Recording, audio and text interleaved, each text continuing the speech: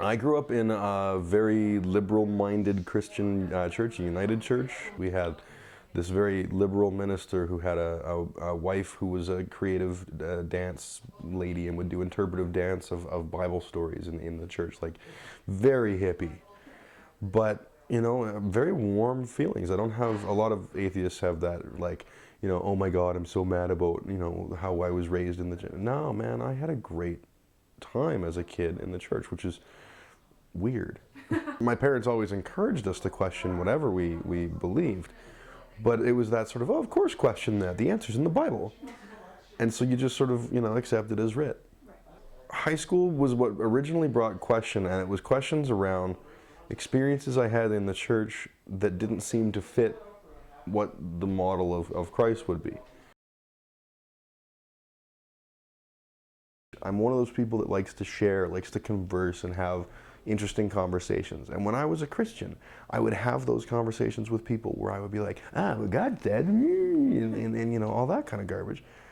As I got older and my faith went away, and I became interested initially when I first started questioning things.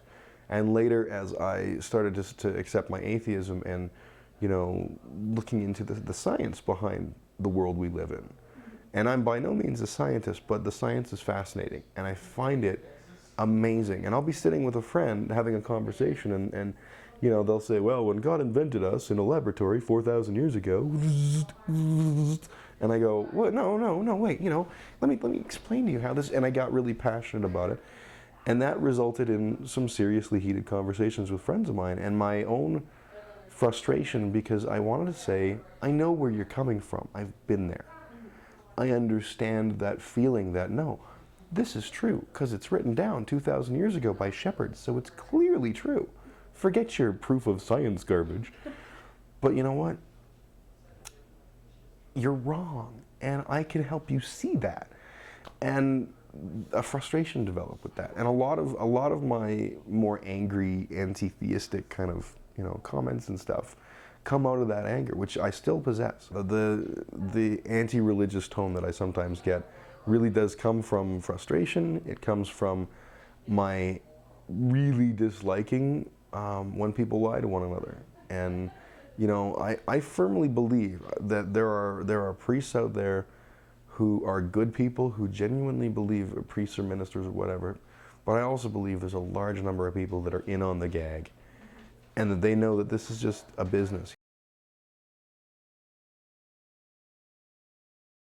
You know, I don't have a whole lot of time. I'm in millions of bands and I'm doing millions of things, really filling my days as much as I can, because you only get one life, might as well enjoy it.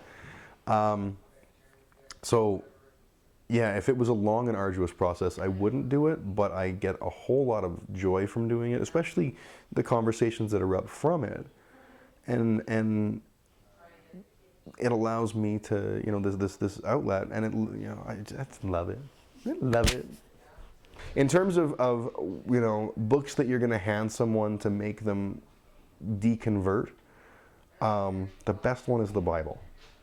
If you can make someone read the Bible, I'm on a process right now. You know how they have those yearly divinal reader things where you go through and read little chunks of the Bible? I'm doing that for my blog, which reminds me, I haven't done that for today yet.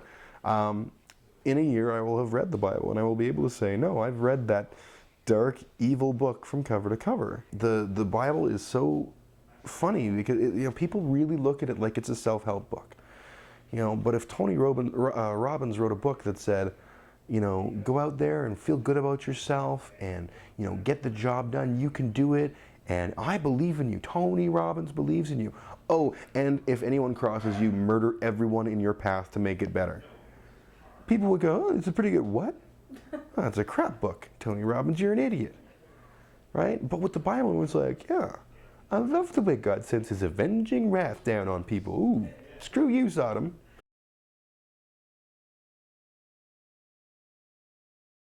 The whole point of skeptical attitudes at atheism and science is to take what we get from the world outside us and interpret it as best we can using a skeptical mindset. So if God knocked on my door right now I would have to say, if I really did not question my sanity on this one, I would have to say, clearly there's a God. But is that argument ever going to be won by someone going, well, in Deuteronomy 3:17 it says, kill a gay guy, or whatever, like, no, that's not the case. I just want people to understand that it's not that I have closed my mind, it's that there's really nothing to open my mind to. And if I was presented with something that was a valid, viable reason, I would have no choice but to believe. But all I have found is valid, viable reasons not to believe.